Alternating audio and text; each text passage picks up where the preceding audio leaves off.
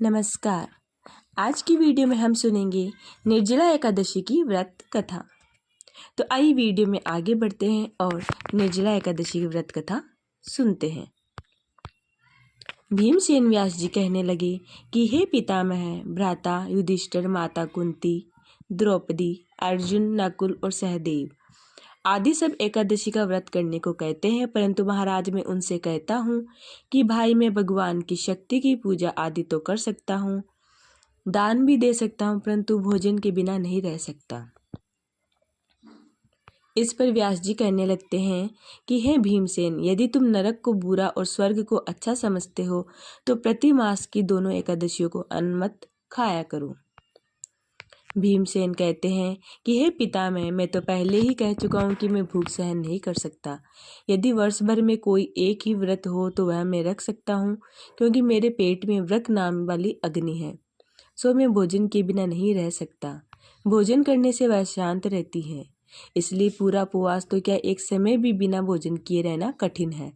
अतः आप मुझे कोई ऐसा व्रत बताइए जो वर्ष में केवल एक बार ही करना पड़े और मुझे स्वर्ग की प्राप्ति हो जाए। श्री व्यास जी कहने लगे कि हे पुत्र, बड़े बड़े ऋषियों ने बहुत शास्त्र आदि बनाए हैं, जिनसे बिना धन के घोड़े परिश्रम से ही स्वर्ग की प्राप्ति होती है। इसी प्रकार शास्त्रों में दोनों पक्षों की एकादशी का व्रत मुक्ति के लिए रखा जाता है। व्यास जी के वचन सुनकर भीमसेन नरक में जाने के नाम से भयभीत हो गए और कांप कर कहने लगे कि हे, अब मैं क्या करूं? मास में 2 व्रत तो मैं कर नहीं सकता। हाँ, वर्ष में 1 व्रत करने का प्रयत्न अवश्य कर सकता हूँ। अतः वर्ष में 1 दिन व्रत करने से यदि मेरी मुक्ति हो जाए तो ऐसा कोई व्रत बताइए। यह सुनकर व्यास जी कहने लगे कि वृषभ और मिथुन की संक्रांति के बीच ज्येष्ठ मास के शुक्ल पक्ष की जो एकादशी आती है उसका नाम निर्जला है। तुम उस एकादशी का व्रत करो। इस एकादशी के व्रत में स्नान और आचमन के सिवा जल वर्जित है। आचमन में 6 मास से अधिक जल नहीं होना चाहिए, अन्यथा वह मद्यपान के सदृश हो जाता है। इस दिन भोजन नहीं करना चाहिए, क्योंकि भोजन करने से व्रत नष्ट हो जाता है। यदि एकादशी को सूर्योदय से लेकर द्वादशी के सूर्योदय तक जल ग्रहण न करे तो उसे सारी एकादशी के व्रत का फल प्राप्त हो जाता है। द्वादशी को सूर्योदय से पहले उठकर स्नान आदि करके ब्राह्मणों को दान देना आदि देना चाहिए। इसके पश्चात भूखे और सत्पात्र ब्राह्मण को भोजन कराकर फिर आप भोजन कर लेना चाहिए। इसका फल पूरे 1 वर्ष की संपूर्ण एकादशियों के बराबर होता है। व्यास जी कहने लगे कि हे भीमसेन, यह मुझको स्वयं भगवान ने बताया है। इस एकादशी का पुण्य समस्त तीर्थों और दानों से अधिक है। केवल एक दिन मनुष्य निर्जला रहने से पापों से मुक्त हो जाता है। जो मनुष्य निर्जला एकादशी का व्रत करते हैं उनकी मृत्यु के समय यमदूत आकर नहीं घेरते, वरन भगवान के पार्षद उसे पुष्पक विमान में बिठाकर स्वर्ग को ले जाते हैं। अतः संसार में सबसे श्रेष्ठ निर्जला एकादशी का व्रत है, इसलिए यत्न के साथ इस व्रत को करना चाहिए।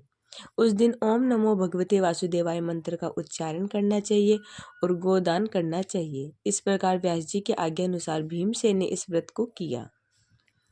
इसलिए इस एकादशी को भीमसेनी या पांडव एकादशी भी कहते हैं। निर्जला व्रत करने से पूर्व भगवान से प्रार्थना करें कि हे भगवान, आज मैं निर्जला व्रत करता हूँ, दूसरे दिन भोजन करूँगा। मैं इस व्रत को श्रद्धापूर्वक करूँगा, अतः आपकी कृपा से मेरे सब पाप नष्ट हो जाए। इस दिन जल से भरा हुआ एक घड़ा वस्त्र से ढककर स्वर्ण सहित दान करना चाहिए। जो मनुष्य इस व्रत को करते हैं उनको करोड़ पल सोने के दान का फल मिलता है, और इस दिन यज्ञादिक आदि करते हैं उनका फल तो वर्णन ही नहीं किया जा सकता। इस एकादशी के व्रत से मनुष्य विष्णु लोक को प्राप्त होता है। जो मनुष्य इस दिन अन्न खाते हैं वे चांडाल के समान हैं, वे अंत में नरक में जाते हैं। जिसने निर्जला एकादशी का व्रत किया वह चाहे ब्रह्मा हत्या हो या मद्यपान करना हो, चोरी किया हो या गुरु के साथ द्वेष किया हो, मगर इस व्रत के प्रभाव से स्वर्ग जाता है। हे कुंती पुत्र, जो पुरुष या स्त्री श्रद्धापूर्वक इस व्रत को करते हैं उन्हें अग्रलिखित कर्म करने चाहिए। प्रथम भगवान का पूजन, फिर गोदान, ब्राह्मणों को मिष्ठान व दक्षिणा देनी चाहिए तथा जल से भरे कलश का दान करना चाहिए। निर्जला के दिन अन्न, वस्त्र, उपाहन आदि का दान भी करना चाहिए। जो मनुष्य भक्तिपूर्वक इस कथा को पढ़ते हैं या सुनते हैं उन्हें निश्चय स्वर्ग की प्राप्ति होती है।